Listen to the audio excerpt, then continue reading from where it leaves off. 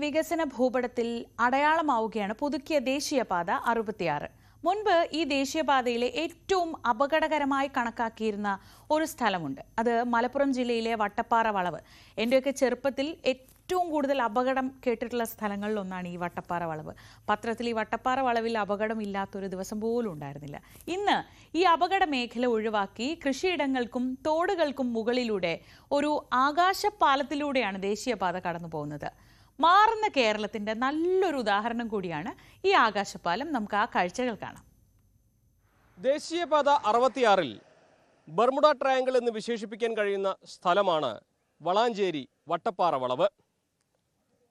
ഇത്രയും കാലത്തിനിടയ്ക്ക് എണ്ണമറ്റ വാഹനങ്ങൾ ഇവിടെ അപകടത്തിൽപ്പെട്ടു. എണ്ണമറ്റ ജീവനുകൾ പൊലിഞ്ഞു. ശാശ്വത പരിഹാരം വട്ടപ്പാറ വളവ് ഒഴിവാക്കി മറ്റൊരു പാത നിർമ്മിക്കുകയായിരുന്നു. ദേശീയപാത വികസനത്തിൽ അതുകൊണ്ട് തന്നെ വട്ടപ്പാറയിലെ ബൈപ്പാസിന് ഏറെ പ്രാധാന്യമുണ്ട്. 4.18 കിലോമീറ്റർ ദൈർഘ്യമുണ്ട് വട്ടപ്പാറ ബൈപ്പാസിന്. അതിൽ തന്നെ 2 കിലോമീറ്റർ ദൂരം പാടങ്ങൾക്കും വയലുകൾക്കും മുകളിലൂടെ വയഡക്റ്റ് ബൈപ്പാസായി.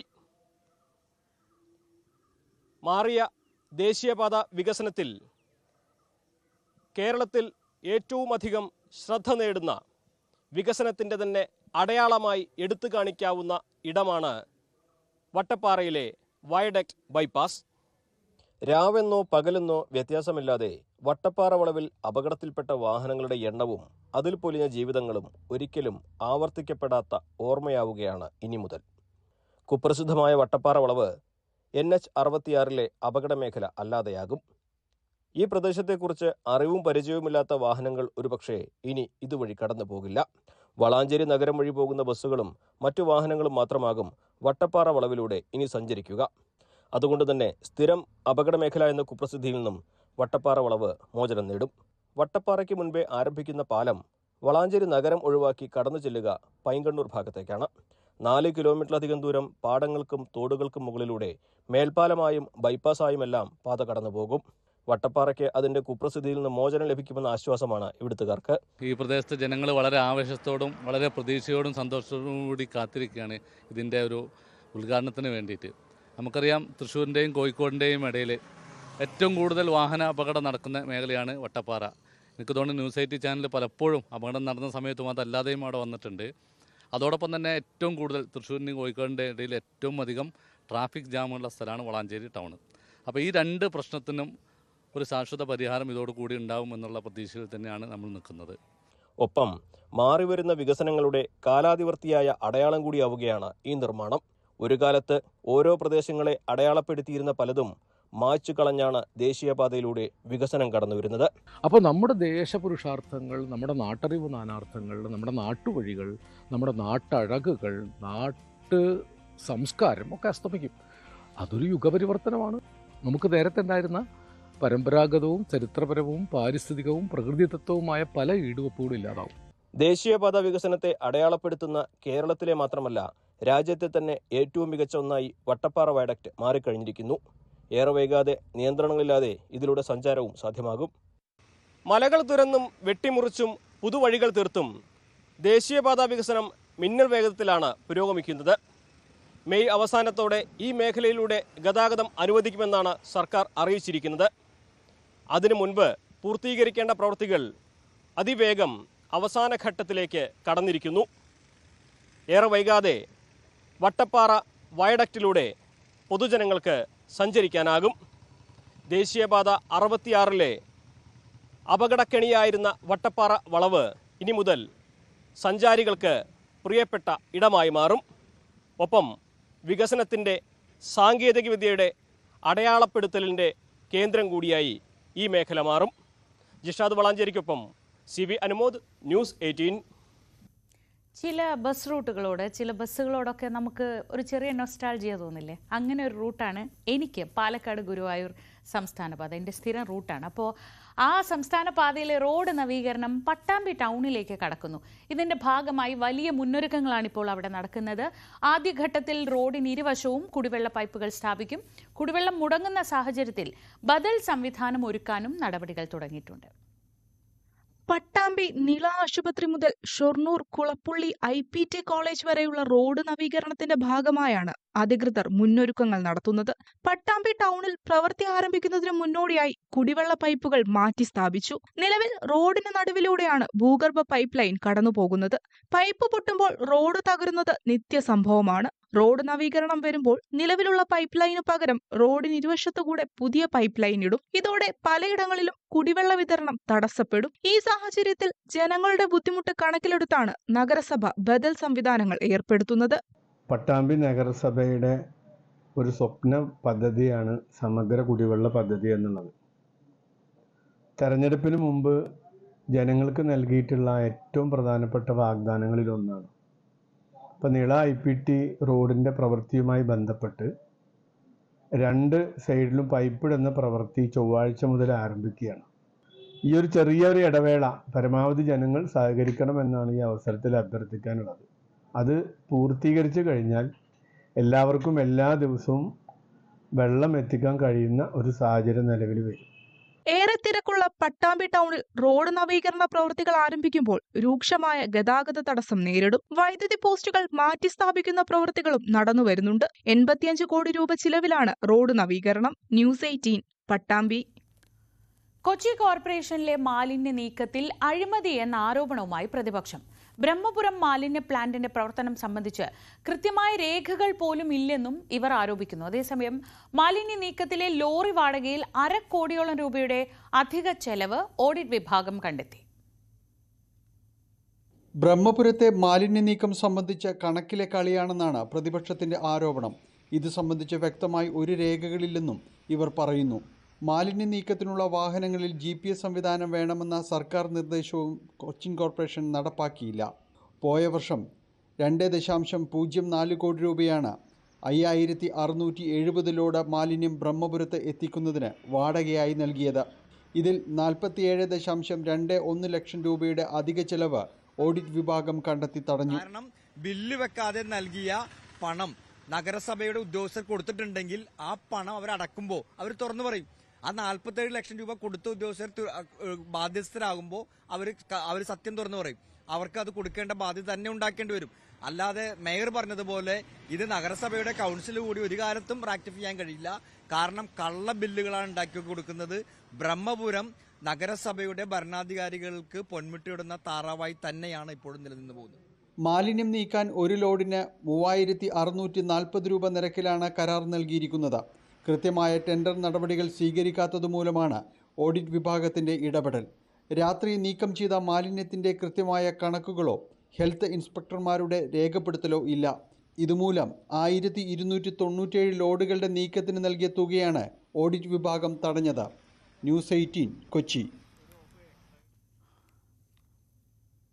പാലക്കാട് ഓങ്ങല്ലൂരിനെ ഗുരുതര ആരോഗ്യ പ്രതിസന്ധിയിലാക്കി വീണ്ടും മാലിന്യം കുന്നുകൂടുകയാണ്. അവിടെ പഞ്ചായത്തിലെ ഹരിതകർമ്മസേന ശേഖരിക്കുന്ന മാലിന്യങ്ങളാണ് വാടാനംകുറിശ്ശിയിൽ വൻതോതിൽ കൂട്ടിയിടുന്നത്. പകർച്ചവ്യാധികൾ പിടിപെടുമ്പോഴാണ് അധികൃതരുടെ ഈ അലംഭാവം.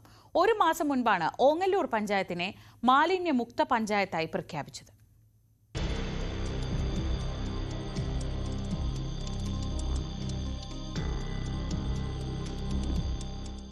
മാർച്ച് അവസാനം മാലിന്യമുക്ത പഞ്ചായത്തായി പ്രഖ്യാപിച്ച പാലക്കാട് ഓങ്ങല്ലൂർ പഞ്ചായത്തിൽ നിന്നുള്ള കാഴ്ചയാണിത്. മാലിന്യ സംസ്കരണം എന്ന പേരിൽ ജനങ്ങളിൽ നിന്നും പണം ഈടാക്കി ഓങ്ങല്ലൂർ ഗ്രാമപഞ്ചായത്തിന്റെ ഹരിതകർമ്മസേന ശേഖരിക്കുന്ന മാലിന്യങ്ങളാണ് കുന്നുകൂടി കിടക്കുന്നത്. ഒരു നാടിനെയാകെ ആരോഗ്യ ഭീഷണിയിലാക്കി വാടാനംകുറിശ്ശിയിലെ തെങ്ങും തോപ്പിലാണ് മാനദണ്ഡങ്ങൾ ലംഘിച്ച് മാലിന്യം കുന്നുകൂട്ടിയിട്ടിരിക്കുന്നത്. ചാക്കിലും കവറുകളിലുമായി ലോഡ് കണക്കിന് മാലിന്യമാണ് ദിനപ്രതി തള്ളുന്നത്. മഴ പെയ്താൽ മാലിന്യത്തിൽ നിന്നുള്ള മലിനജലം ജനവാസ മേഖലയിലെ ജലസ്രോതസ്സുകളിലാണ് കലരുന്നത്. ഓങ്ങല്ലൂർ ഗ്രാമപഞ്ചായത്തിൽ 22ഓളം വാർഡുകളുടെ വേസ്റ്റുകളും പ്ലാസ്റ്റിക് മാലിന്യം എന്ന് പറയാൻ പറ്റില്ല, എല്ലാ കണ്ടാമാനങ്ങളും എല്ലാം ഇവിടെ ഒന്ന് കൂട്ടിക്കൊണ്ട് നമ്മുടെ പരിസരവാസികൾക്ക് കൂടുതൽ ദോഷം വന്നിരിക്കുകയാണ്. ഈ പരിസരവാസികൾക്ക് മഴക്കാലം വന്നു കഴിഞ്ഞാൽ പല രോഗങ്ങളും പടർന്നു പിടിക്കാനുള്ള സാധ്യത ഉണ്ടാവും. സാധാരണ പതിവാണ്. തെരുവുനായ്ക്കൾ മാലിന്യം കടിച്ച് റോഡിലും വീടുകളിലും കൊണ്ടിടുന്നത് പതിവാണ്. രൂക്ഷമായിട്ട് നമുക്ക് ഇതൊരു ശല്യമായിട്ട് മാറിയിരിക്കുകയാണ്. പഞ്ചായത്ത് ഭരണകൂടത്തിൻ്റെ പേരില്ല പോരായ്മ തന്നെയാണ് ഇപ്പോൾ ഇത് പറയാനുള്ളത്. നായ്ക്കളും അതുപോലെ മറ്റ് പന്നികൾ എന്നുള്ള വേണ്ട മറ്റ് എല്ലാ വന്ന് ഇത് കുത്തി തുറന്ന് ഇതിൻ്റെ അവശിഷ്ടങ്ങൾ പുറത്തു കൊണ്ടുപോയി നിൽക്കുന്നതാണ് നമ്മൾ കാണുന്നത്. മഞ്ഞപ്പിത്തവും ഡെങ്കിപ്പനിയും ഉൾപ്പെടെ പല പകർച്ചവ്യാധികളും പടരുന്ന സാഹചര്യത്തിലാണ് അനധികൃതരുടെ ഈ അനാസ്ഥ. കഴിഞ്ഞ വർഷം ഈ സമയത്ത് ഇത്തരത്തിൽ മാലിന്യം കുന്നുകൂട്ടിയിട്ടതിനെതിരെ വലിയ പ്രതിഷേധമുയർന്നിരുന്നു. പിന്നീട് ദ്രുതഗതിയിൽ മാലിന്യം നീക്കം ചെയ്തു. എന്നാൽ പ്രതിഷേധം തണുക്കുമ്പോൾ വീണ്ടും പഴയപടിയാകും. മാലിന്യമുക്ത പ്രഖ്യാപനങ്ങൾ പ്രഹസനമാണെന്നതിന്റെ നേർക്കാഴ്ച കൂടിയാണിത്. ന്യൂസ് 18 ഓങ്ങല്ലൂർ. ശരി, ഇനി മാലിന്യമൊക്കെ വിട്ടിട്ട് നമുക്കൊരു വളരെ പോസിറ്റീവായ ഒരു വാർത്തയിലേക്ക് പോകാം. ഈ ആലപ്പുഴ ജിംഖാന എന്നുള്ള സിനിമ ഇറങ്ങിയ പിന്നെ ഒരുപാട് പേർക്ക് ബോക്സിംഗ് പഠിക്കാൻ ഭയങ്കര ആഗ്രഹമാണ്. അത് കഴിഞ്ഞ് ഇറങ്ങിയ ഉടൻ അങ്ങ് ബോക്സിങ്ങിന് പോയി ചേർന്നാലോ എന്നൊക്കെ പറയുന്നവരെയൊക്കെ ഞാൻ കണ്ടു. അപ്പോൾ അതൊന്നും ഇല്ലാതെ തന്നെ വളരെ മോട്ടിവേറ്റഡായി ബോക്സിംഗ് പഠിക്കാൻ പോയ ഒരാളെക്കുറിച്ചാണ് പറയാൻ പോകുന്നത്. 2 പ്രസവമൊക്കെ കഴിഞ്ഞ ശേഷമാണ് ആ അമ്മയ്ക്ക് കിക്ക് ബോക്സിംഗ് പഠിക്കാൻ ആഗ്രഹം തോന്നിയത്. എന്നിട്ട് കിക്ക് ബോക്സിംഗ് വെറുതെ പോയി പഠിക്കുകയല്ല, അവിടെ ഒരു 22-കാരിയെ ഇടിച്ചിട്ട് ചാമ്പ്യനുമായിരിക്കുകയാണ്. കോട്ടയം കൂടല്ലൂർ സർക്കാർ ആരോഗ്യ കേന്ദ്രത്തിലെ assistant surgeon doctor CK Anu 3 വർഷത്തെ മാത്രം പരിശീലനത്തിലൂടെയാണ് 35 വയസ്സുള്ള അനു 2 ഗോൾഡ് മെഡലും കൊണ്ടിങ്ങ് പോകുന്നത്.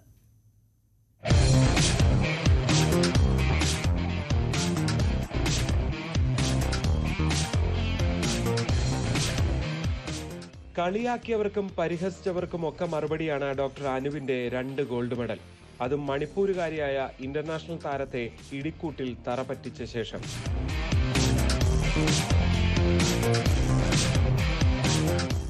കൊട്ടാരക്കര താലൂക്ക് ആശുപത്രിയിൽ വെച്ച് ഡോക്ടർ വന്ദനാദാസ് അക്രമിയുടെ കുത്തേറ്റ് മരിച്ച സംഭവമാണ് അനുവിനെ കിക്ക് ബോക്സിംഗിലേക്ക് നയിച്ചത്.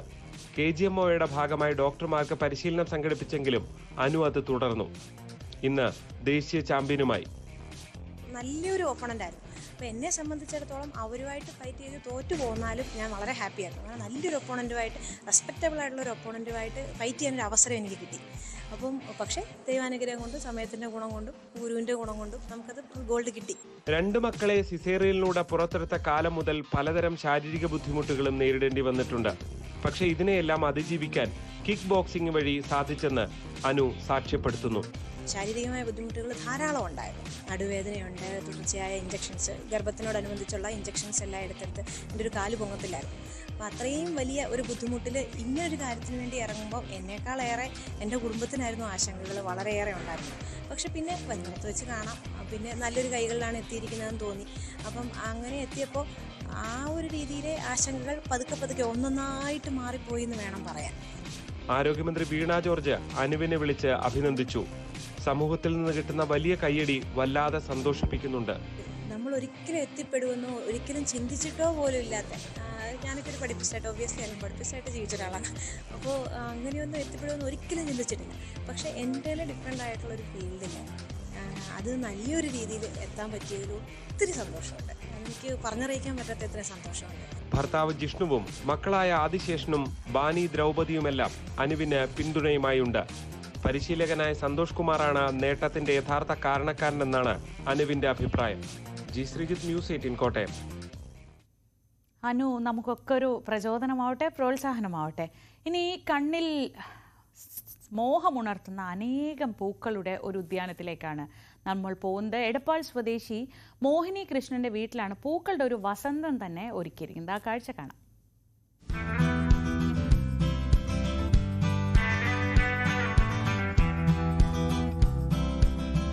പൂക്കളുടെ സുഗന്ധവും വർണ്ണ കാഴ്ചയും ഒരുക്കിയാണ് വീട്ടിലേക്ക് കടന്നു വരുന്ന അതിഥികളെ മോഹിനി കൃഷ്ണൻ വരവേൽക്കുന്നത്. അപൂർവമായ ഒട്ടനേകം ഇനങ്ങൾ പൂത്തു നിൽക്കുന്നുണ്ട് ഇവിടെ.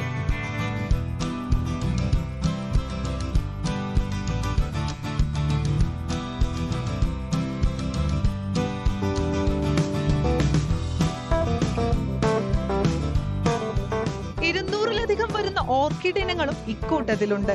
വിൽപ്പനയ്ക്കപ്പുറം വിനോദത്തിനായാണ് ഈ വീട്ടമ്മ ഇവയെ പരിപാലിക്കുന്നത്. നല്ല ഭംഗിയുള്ള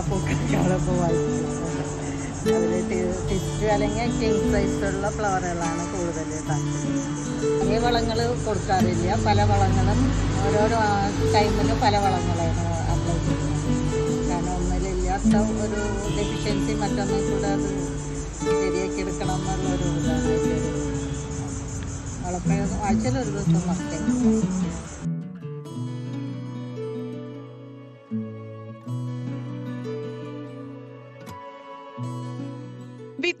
ശേഖരണവും വിപണനവും ഓൺലൈൻ വഴിയാണ് നടത്തുന്നത്. വീട്ടുമുറ്റത്തെ ചെറിയ പ്ലാസ്റ്റിക് പാത്രങ്ങളിലാണ് ചെടികൾ വളർത്തുന്നത്. പൂക്കൾ തേടി വരുന്നവർക്ക് സ്വന്തം വീടുകളിൽ ചെറിയ ഉദ്യാനം തീർക്കാൻ വേണ്ട നിർദ്ദേശങ്ങളും ഈ ഉദ്യാനപാലക നൽകുന്നുണ്ട്.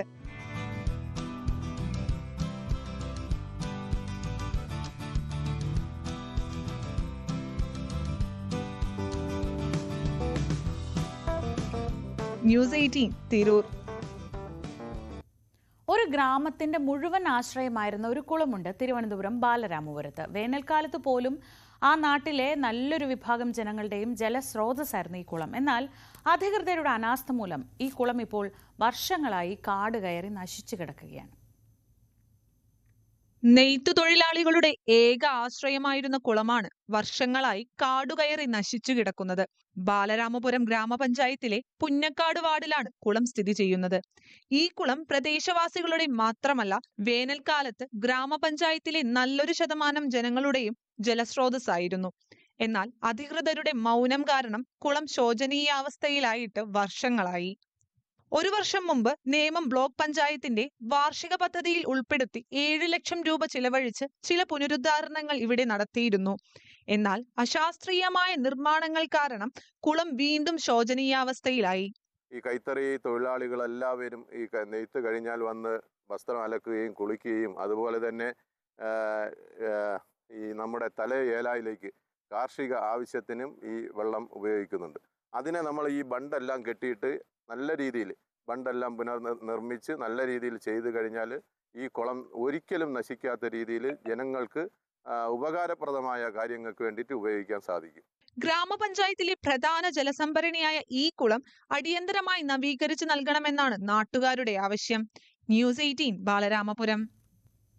കൊല്ലം ഓയൂരിൽ പിഞ്ചു കുഞ്ഞുങ്ങളുടെ അമ്മയെ ഭർത്താവും ഭർത്തൃമാതാവും ചേർന്ന് പട്ടിണിക്കിട്ട് കൊലപ്പെടുത്തിയ കേസിൽ ശിക്ഷാവിധി നാളെ. സ്ത്രീധനത്തിന്റെ പേരിലാണ് കൊലപാതകം നടത്തിയതെന്ന് കോടതി കണ്ടെത്തിയിരുന്നു. കൊല്ലം അഡീഷണൽ ജില്ലാ ജഡ്ജ് എസ് സുഭാഷാണ് ശിക്ഷ വിധിക്കുക.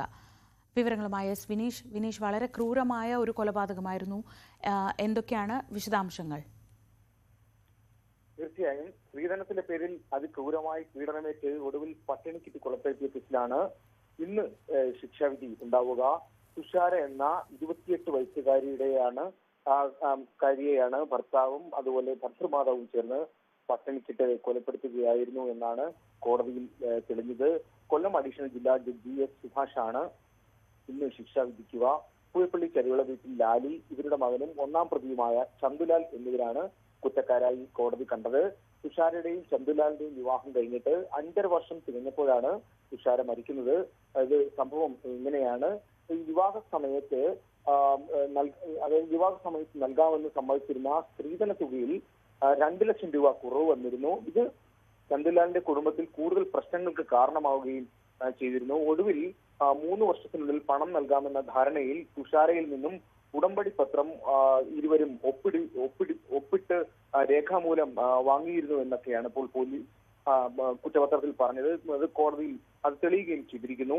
എന്നാൽ ഈ 3 മാസം കഴിഞ്ഞത് മുതൽ ഈ തുക ആവശ്യപ്പെട്ട് തുഷാരയുടെയും കുടുംബത്തെയും പ്രതികൾ ശാരീരികമായും മാനസികമായും പീഡിപ്പിച്ചു തുടങ്ങിയിരുന്നു എന്നാണ് പ്രോസിക്യൂഷൻ കോടതിയിൽ വാദിച്ചത്. തുഷാരയുടെ 2 പെൺകുട്ടികളെ കാണാനോ അതുപോലെ തന്നെ കുഞ്ഞുങ്ങളെ താലോലിക്കാനോ ഒന്നും ഈ പ്രതികൾ അനുവദിച്ചിരുന്നില്ല എന്നും കോടതിയിൽ വാദിച്ചു. തുഷാരയുടെ വീട്ടുകാരെ കാണാൻ പോലും പ്രതികൾ വിലക്കിയിരുന്നതായാണ് കുറ്റപത്രത്തിലും സൂചിപ്പിച്ചിരുന്നത്. തുഷാരയുടെ മരണവിവരം അറിഞ്ഞെത്തിയ മാതാപിതാക്കൾ ഈ മൃതശരീരം കണ്ട് ഞെട്ടിപ്പോയത് കൂടാതെ ചില സംശയങ്ങളും അവർക്ക് ഉണ്ടായിരുന്നു. ദയനീയമായ ശോഷിച്ച രൂപമായിരുന്നു മൃതശരീരത്തിൽ ഉണ്ടായിരുന്നത്. അപ്പോ പൂയപ്പള്ളി പോലീസിൽ നൽകിയ പരാതി തുടർന്നാണ് വലിയ രീതിയിലുള്ള ഒരു അന്വേഷണം നടക്കുകയും ഈ കൊലപാതകത്തിന്റെ ചുരുളഴിയുകയും ഒക്കെ ചെയ്തത്. മൃതശരീരത്തിന്റെ ഭാരം വെറും 21 കിലോഗ്രാം മാത്രമായിരുന്നു. ആമാശയത്തിൽ ഭക്ഷണ വസ്തുവിന്റെ അംശം ഇല്ലായിരുന്നു എന്നാണ് പോസ്റ്റ്മോർട്ടം റിപ്പോർട്ടിൽ തെളിഞ്ഞത്. ഇത് കേസിന് കൂടുതൽ ബലമായി മാറുകയും ചെയ്തിരുന്നു. അതുപോലെ തന്നെ പട്ടിണിക്കിട്ട് കൊലപ്പെടുത്തി എന്ന് തെളിയിക്കാൻ പോസ്റ്റ്മോർട്ടം റിപ്പോർട്ടും ശാസ്ത്രീയ തെളിവുകളുമെല്ലാം കോടതിയിൽ തെളിയിക്കാനുമായി ഈ പ്രതികൾ IPC 302, 304B, 344, 34 വകുപ്പുകൾ പ്രകാരമാണ് കുറ്റക്കാരാണെന്ന് കോടതി കഴിഞ്ഞ ദിവസം കണ്ടെത്തിയത്. ശിക്ഷ ഇന്നാണ് വിധിക്കുക. ഡിവൈഎസ്പിമാരായ ദിനരാജ്, നാസറുദ്ദീൻ എന്നിവരായിരുന്നു അന്വേഷണം നടത്തി കുറ്റപത്രം സമർപ്പിച്ചത്. പ്രോസിക്യൂഷന് വേണ്ടി അഡ്വക്കേറ്റ് KB മഹേന്ദ്രനാണ് ഹാജരായത്. ശരി. എസ് വിനീഷാണ് വിവരങ്ങൾ നൽകിയത്. തുഷാര കൊലക്കേസിലാണ് ഇന്ന് വിധി പറയുന്നത്. ഭൂനിയമ ഭേദഗതിയുടെ ചട്ടരൂപീകരണം പൂർത്തിയായിട്ടുണ്ടെന്ന് CPI. നിയമവകുപ്പിന്റെ ഭാഗത്തു നിന്നുണ്ടായ ചില പ്രതിസന്ധികളും കൂടി പരിഹരിക്കപ്പെടുന്നതോടെ ഉത്തരവ് പുറത്തിറങ്ങും. മുഖ്യമന്ത്രി ഇടുക്കിയിലെത്തുമ്പോൾ ഇക്കാര്യങ്ങൾ വ്യക്തമാക്കുമെന്നും CPI പറയുന്നു. ഭൂനിയമ ഭേദഗതി പ്രാബല്യത്തിൽ വരുന്നതോടെ ഇടുക്കിയിലെ ഭൂപ്രശ്നങ്ങൾക്ക് വലിയ തോതിൽ പരിഹാരമാകുമെന്നാണ് ഇടതുപക്ഷത്തിന്റെ വിലയിരുത്തൽ. നിലവിൽ ചട്ടരൂപീകരണം നടന്നിട്ടുണ്ടെങ്കിലും അവസാന ഉത്തരവ് ഇറങ്ങിയിട്ടില്ല. നിയമവകുപ്പിൽ ഉയർന്ന ചില സംശയങ്ങളാണ് പ്രതിസന്ധിക്ക് കാരണം. ഇതും പരിഹരിച്ച് ഉടൻ ഉത്തരവ് ഇറങ്ങുമെന്ന് CPI ഇടുക്കി ജില്ലാ സെക്രട്ടറി K. സലിംകുമാർ പറഞ്ഞു.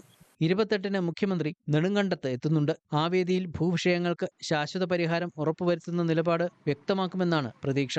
ഇടുക്കിയിലെ ഭൂപ്രശ്നങ്ങൾ പരിഹരിക്കാൻ മുഖ്യമന്ത്രിയും റവന്യൂ മന്ത്രി K. രാജനും സംസ്ഥാന ഗവൺമെന്റും കൃത്യമായ ഇടപെടൽ നടത്തിയപ്പോൾ നിയമം വരാതിരിക്കാനാണ് കോൺഗ്രസും UDFും ശ്രമിച്ചതെന്നും CPI ജില്ലാ സെക്രട്ടറി കുറ്റപ്പെടുത്തി. ന്യൂസ് 18 ഇടുക്കി. മറ്റു വാർത്തകളിലേക്ക് നമുക്ക് മടങ്ങിയെത്താം. ഇടവേളയ്ക്ക് ശേഷം നല്ല വാക്ക് കാണാം.